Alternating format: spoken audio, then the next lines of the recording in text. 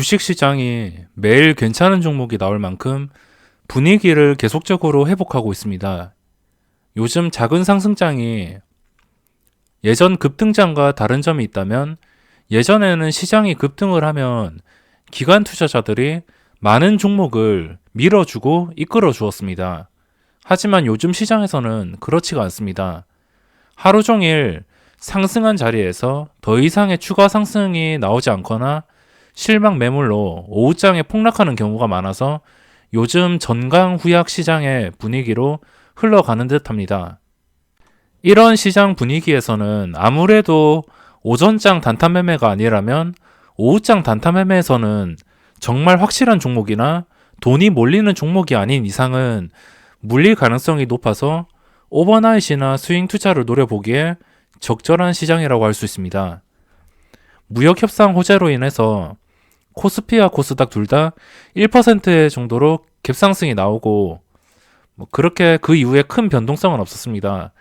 코스피는 파란색 봉으로 마감을 하였고 코스닥도 약간 소폭 상승을 하면서 마감을 하였습니다. 현재 증시에서 어떤 종목을 고르냐면 당연한 것이겠지만 힘이 몰리는 종목이나 아니면 전 고점 부근까지 온 종목이나 아니면 고점을 뚫어줄 만한 그런 종목들을 가지고 가면서 탄력이 끊길 때 먹고 빠지는 식으로 대응하는 것이 가장 현명한 것 같습니다.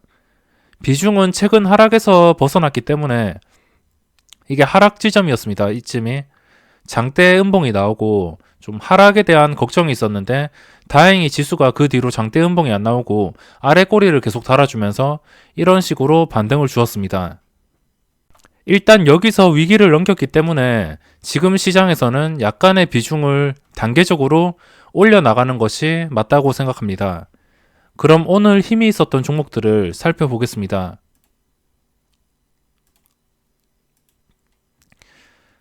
먼저 오늘 대장주는 삼성전자. 저는 삼성전자를 오전장에도 매수하고 그리고 종가에도 매수를 했습니다. 일단 오늘 앞자리가 4에서 5로 바뀌면서 1년 4개월 만에 의미 있는 날이었습니다. 물론 무역협상 호재 때문에 오르긴 했지만 일단은 앞자리가 바뀐 상태이고 1년 4개월 만에 그리고 수급도 좋습니다. 오늘 역시나 외국인이 매수를 해주었고 삼성전자의 수급인데 외국인이 계속적으로 사준다면은 삼성전자를 팔아야 될 이유가 없습니다. 그래서 오전장이랑 종가 매수로 대응을 하였고 이렇게 빠르게 5만원에 도달을 했는데 이제는 외국인이 매도를 안 한다면은 팔아야 될 이유가 없어졌습니다. 삼성전자는 오늘 기관들이 또 수급이 들어왔습니다. 전체적으로 은행을 제외하고선 모든 기관 쪽에서 순매수로 대응을 하였고 그리고 오늘 기관 투자자들이 반도체 종목들을 코스피, 코스닥 할 거 없이 집중적으로 매수를 해주면서 고점을 뚫어준 종목도 있습니다. 일단 삼성전자는 5만원을 뚫어주었고 오늘 좀 아쉬운 게 있다면 갭상승이 그래도 한 2% 정도면 삼성전자 치고 많이 오른 겁니다. 갭상승이 한 1%로 시작해서 쭉 오를 수도 있지만 2%로 시작을 하면은 이런 식으로 변동성이 나오지 않을 때도 있습니다. 장중에 보니까 위에 매물대가 정말 장난이 아니었습니다.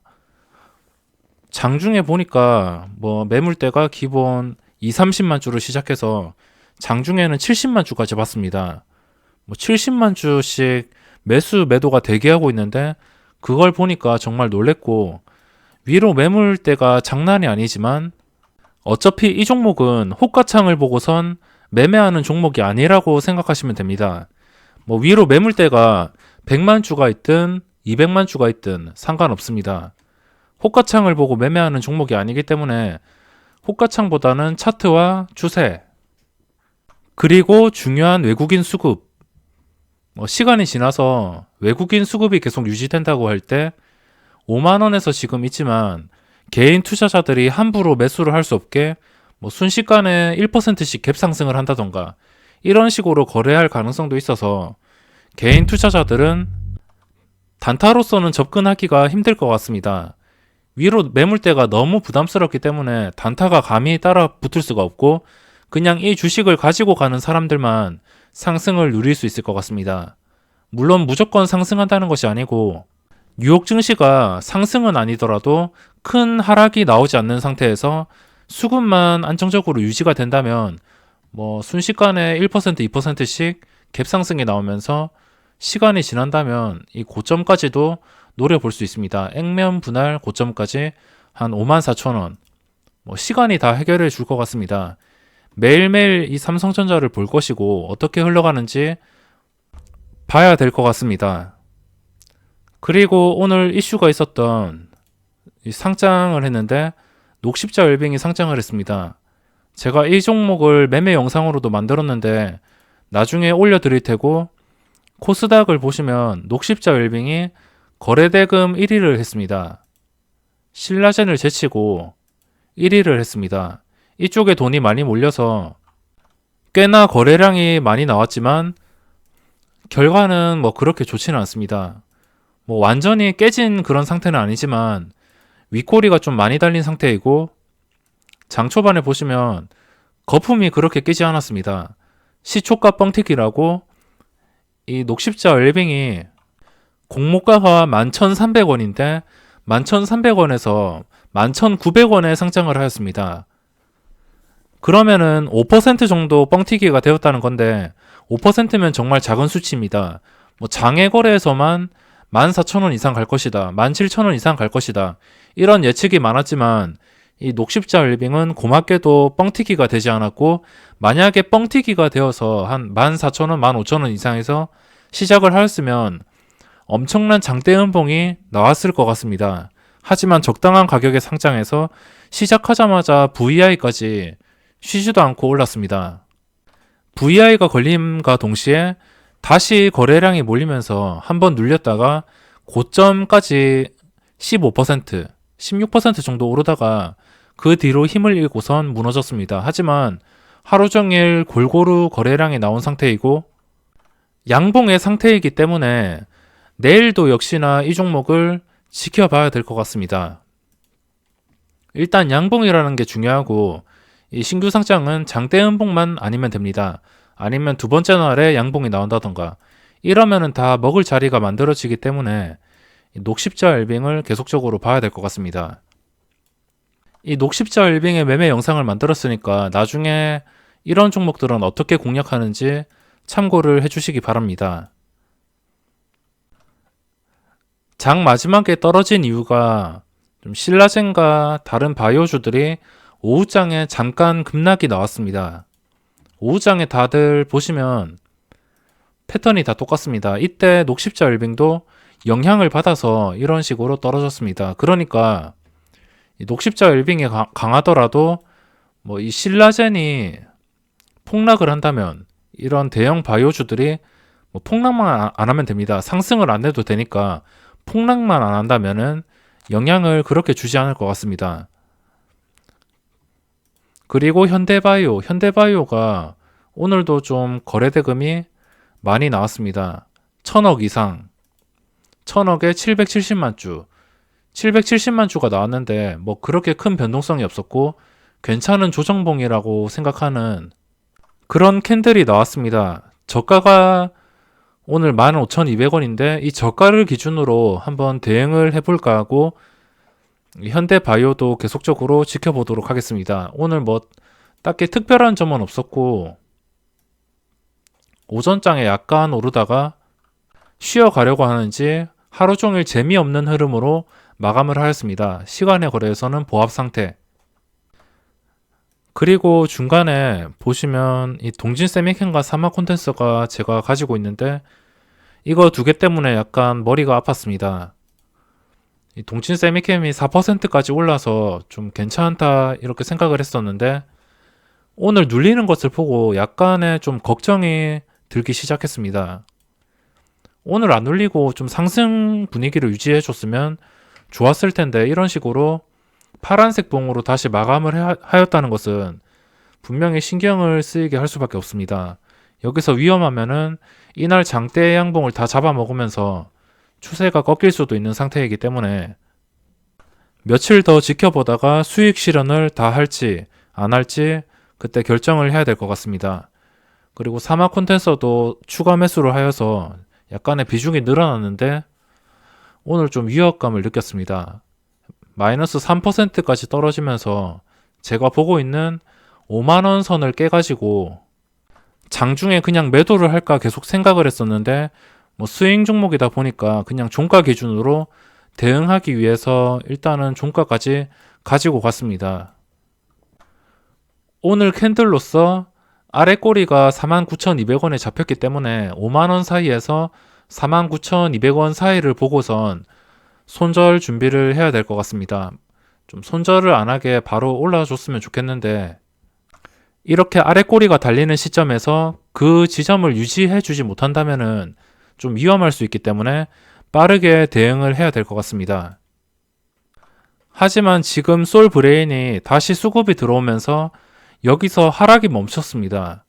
만약 솔브레인이 2차 상승이 나온다면은 동진 세미캠에도 당연히 좋은 영향을 줄 수 있기 때문에 지금 상태에서는 솔브레인의 흐름을 지켜보는 게 좋겠습니다. 그리고 오늘 기관 쪽에서 반도체 종목이랑 그리고 엔터 종목 쪽 그쪽에 수급이 많이 들어왔습니다.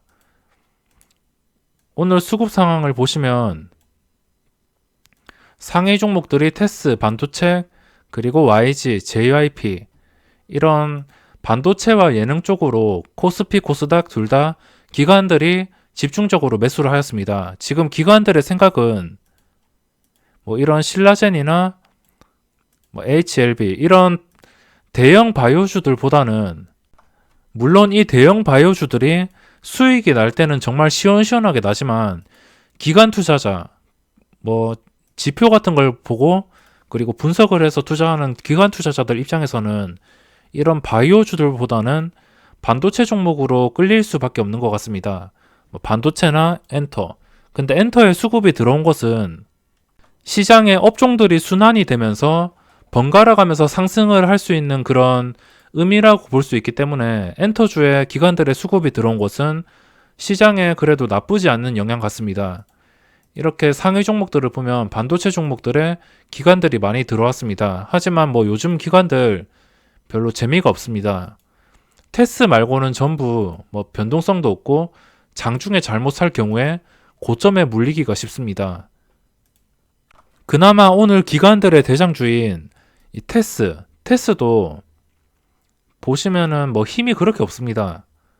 오전장에만 다 오르지 요즘 시장이 다 이렇습니다. 첫 부분에 말씀드렸다시피 오전장에 좀 가파르게 오른 다음에 오후장 내내 이런 식으로 움직이면 양발입니다. 이런 식으로 움직이는 게 아니고 대부분의 종목들이 올랐다가 이 오른 상태에서 더 이상 못 오르다가 계속 이 자리만 반복하다가 결국에 실망 매물로 오후장에 한 2시 넘어서 떨어지는 경우가 많습니다. 그러니까 기관은 이런 바이오주들보다는 반도체나 다른 업종에서 돌아가면서 투자할 확률이 점점 높아지고 있습니다.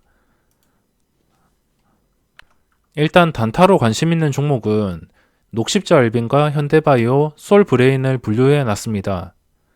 이 세 개의 종목에서 반응을 줄 경우에 단타로 접근을 할 것이고 뭐 이거는 눌림목 매매보다는 장중에 좀 확실하게 상승할 때 접근을 하는 게 좋을 것 같습니다. 녹십자 엘빙을 보신 분들은 아시겠지만 오늘 13,000원쯤에서 저항이 상당히 강했습니다. 여기서 계속적으로 매물이 쌓이면서 추락하였다가 거의 보합까지 추락했습니다. 이 시초가까지 추락을 하였다가 다시 올라왔는데 올라와서 13,000원을 뚫고선 VI가 또 걸렸습니다. 근데 이 13,000원에 계속적으로 매물이 쌓이면서 상승을 방해했습니다. 그러니까 장중에 뭐 눌림목 이런 데 사는 것보다 눌림목에 사면은 물릴 수 있기 때문에 차라리 오늘 저항이 강했던 13,000원을 확실히 뚫어서 좀 강하게 지켜준다면 그때 접근을 할 예정입니다. 그리고 현대바이오는 오늘 저가 기준으로 대응을 할 것이고 만약에 또 변동성이 이 정도 상태에서 뭐 크게 없는 상태에서 거래량이 한 400만 주 이상 계속 유지가 된다면 그때는 종가 매수로 대응을 하던가 해야겠습니다.